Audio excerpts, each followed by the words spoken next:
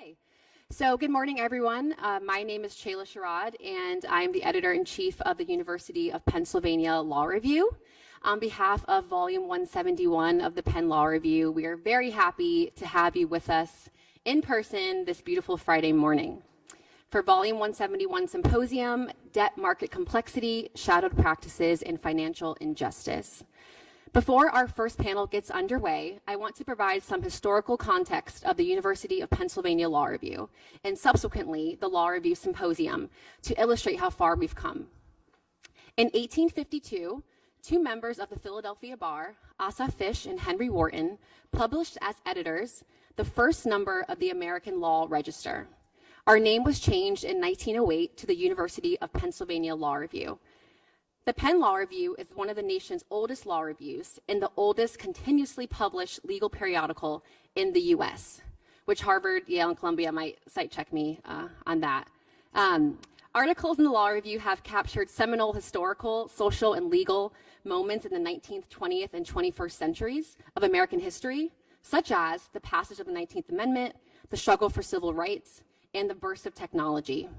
Since its inception, the Penn Law Review and its predecessor publications attempted to balance service to the legal profession with the advancement of legal scholarship, and that balance is reflected in our symposium today. The first Law Review Symposium was hosted by Volume 130 more than 40 years ago. The symposium grew from the idea of student editors developing a rapport with Penn Law's faculty. Since its inception, our annual symposium has continued to advance legal discourse and has traversed diverse issues, including disability law, civil procedure, antitrust, executive discretion, property theory, the new American healthcare system, trafficking in sex and labor, class actions, conflict of laws, and many more. This year's symposium is no exception. Today, we will hear from distinguished scholars and speakers on 4 different panels and a keynote conversation. Based on ideas you'll hear today, we will publish 9 articles in our print volume. Additionally, we will feature 2 pieces on this topic on Penn Law Review Online. Our symposium has not only grown in the years since Volume 130, it has flourished, and we are so pleased to add debt market complexity to our history books. Before I introduce Dean Ruger, I'd like to express my gratitude and extend thank yous. Thank you to our organizers, Professors Vince Buccola, Professor Elizabeth de Fontenay, Professor Sujit Indap, Professor Samir Parikh, Catherine Walduck, panelists, contributors, and attendees. I'd also like to thank our keynote speaker, Matt Levine. Thank you to our platinum sponsor, Wachtell, Lipton, Rosen, and Katz, and our gold sponsors, Weil and Kirkland and Ellis, for making this event possible. Thank you to Dean Ruger, Dimitri Islam, and the Student Affairs Office, facilities, IT services, and the law school's janitorial and security staff. I'd like to thank Volume 171 Symposium editor Axel Sarkissian for his steadfast dedication to making this event possible, Volume 171's managing editor Ankitha Mandava for her logistical guidance and planning, and Law Review's administrative coordinator Ralph Mullen for dotting all of our I's and crossing all of our T's. I'd also like to thank the editors of the University of Pennsylvania Law Review for their time, diligence, and contributions to our great journal. Finally, I want to thank you all for being here with us today on a Friday at 8:30 in the morning. I know I speak for everyone on the journal that we greatly appreciate the conversations and discourse surrounding our symposium. I checked our Twitter account this morning, and someone said, and I quote, "The symposium is genius." This is also a plug to follow our Twitter account. Without further ado, I'd like to welcome Dean and Bernard G. Siegel, Professor of Law, Ted Ruger, to offer welcome remarks. On behalf of the Law Review, we hope you enjoy the event. Thank you.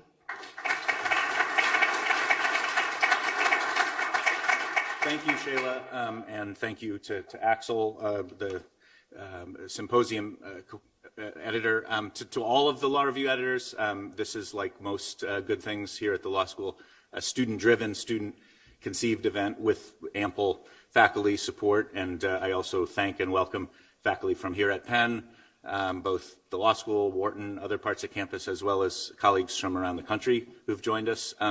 It's wonderful to be here in person, as well as those watching virtually, but to be in this Fitz auditorium, I'll share, if you don't mind. Chayla mentioned to me that as a third year, and she probably speaks for a lot of the third year students in your third year fall, one of the first times you've been in this auspicious room, which is striking because we use it for things like orientation and major classes and events. And so it's a vivid reminder that the last few years have not been normal on any of our campuses. And we've missed something of that electricity and intellectual exchange of ideas that, yes, can be done virtually and will be throughout your careers.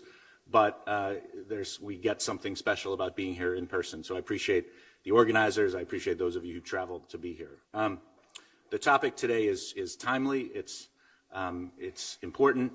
And from my perspective, as somebody at least before my brain turned to mush as dean, was sort of a public law scholar of the judiciary of constitutional federalism.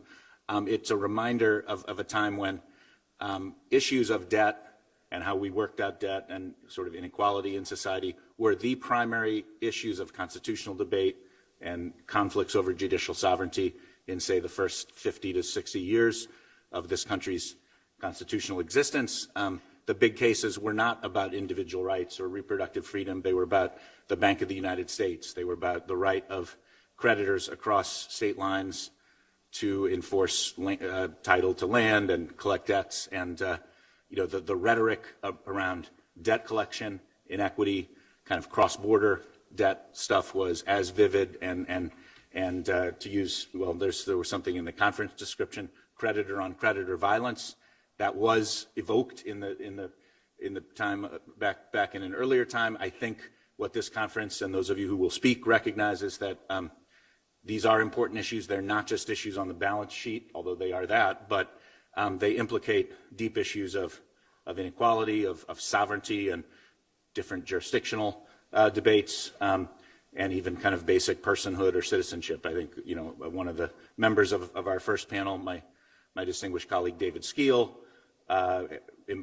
his work has embodied that well with his work with the Puerto Rico Oversight Board, which of course deals with debt, but necessarily deals with Puerto Rican sovereignty and all those much bigger issues of sovereignty and constitutional law. And so this, we sometimes, I think, in the legal academy in our faculty and curriculum and student activities divide between public law and private law, and certainly what this conference really evokes for me is a sense that that's a false distinction, that these are issues of debt and nominally private law issues that fundamentally affect society and personhood and inequality and sort of the debates between different jurisdictions. The new element, of course, that was not present in the first 50 years of this republic is the cross-border transnational issues of debt that this conference also addresses in a global world. And so I'll be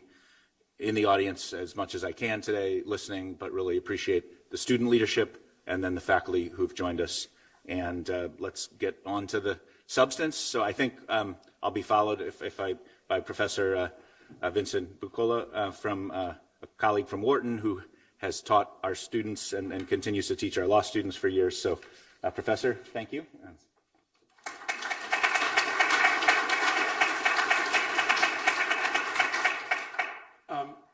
So it's a well-known fact at academic conferences that no one can be comfortable until they've been welcomed 3 times. So welcome to everyone here. We should have fun. In the decades since the credit markets recovered from the great financial crisis, there's been a transformation in the way that leverage finance and restructuring happen. I'm not going to be stepping on anyone's toes here when in the coming panels when I say major changes have happened both on the equity and on the debt side of large leverage businesses. On the equity side, we might say the big story has been the rise and preponderance of private equity sponsors. Pre-crisis, the modal large leveraged corporate, large junk corporate, labored under the standard kind of separation of ownership and control problem. It was a public company with dispersed owners, managers who were professional managers and owned relatively little equity and had relatively little commitment to the equity investors as such. Today, some 3/4 of these companies are private equity sponsored, and that has brought with it an entirely new set of incentives for management in the way that they run stressed and distressed businesses. At the same time, on the debt side, the loan market has been transformed. Several, let's say, features, interlinked features have changed. One, the role of the bank has changed. These are all themes we're going to be hearing about. The role of the bank has changed. Banks have gone from being a role that had both credit exposure and made money on arranging and being a conduit for capital formation to a role that today is mainly about distribution. And that has changed the incentives not only of the banks for the kind of debt they want to create, but the way that they govern their own relatively limited debt exposure. The nature of lending syndicates has changed.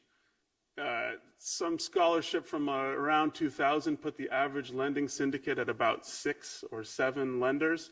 Today, at least in the institutional term loan segment of things, you might have 150, 200 lenders in one facility. That totally changes the way that parties are interacting around distress. And then finally, a feature that has been discussed probably maybe too much even, but the change in non-price loan terms in those term loans, creating a lot more flexibility for borrowers than loans had given in the past. Put together, all these changes have created huge important sort of new dynamics. First, that came to the primary credit markets, where some of these stories are actually old hat. But now recently, and I think we're going to see if the economy goes where a lot of us think it's going, we're going to see even more changes in the nature of the dynamics around restructuring and bankruptcy.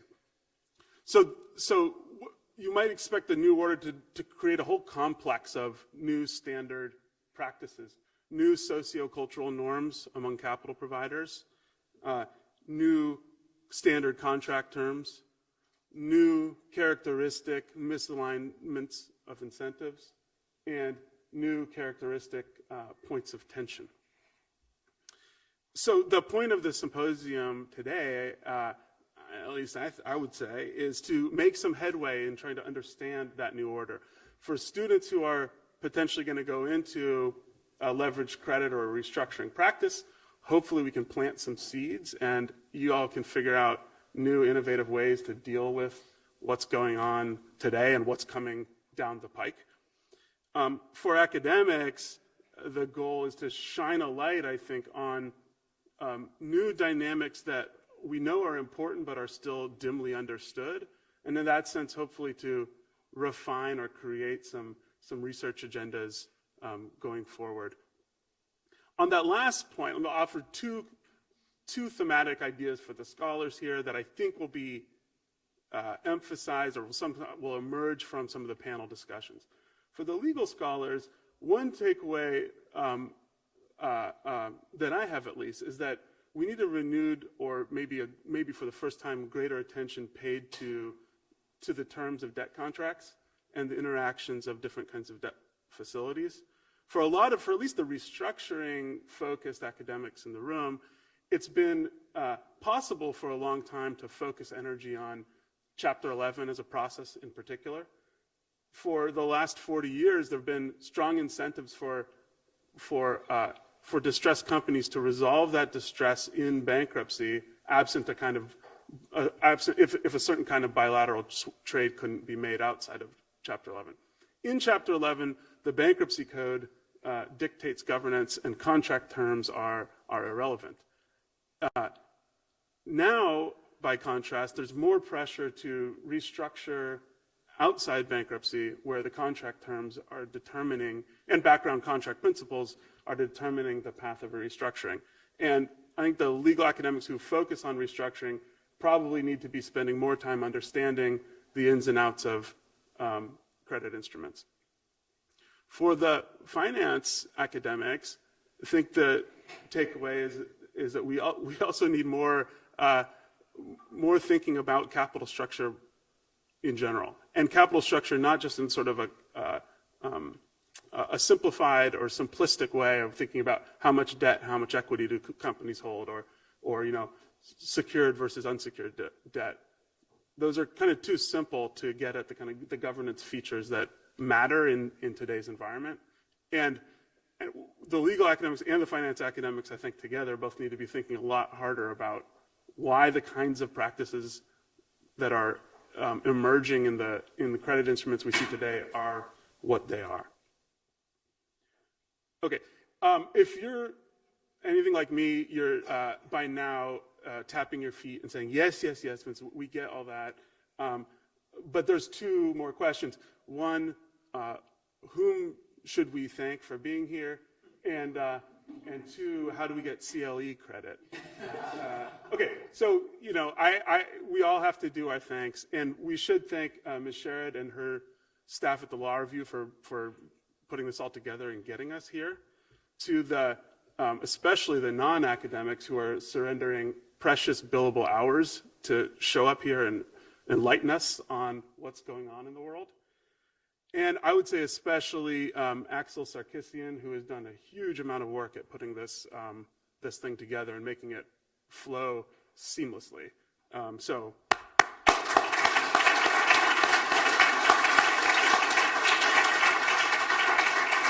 Okay, and then the last thing, I do have to read you a CLE thing, and this is, I think, maybe for people at home, but you all can benefit from these words of wisdom. If you are seeking CLE credit for today's event, please note that CLE passwords will be announced twice per hour.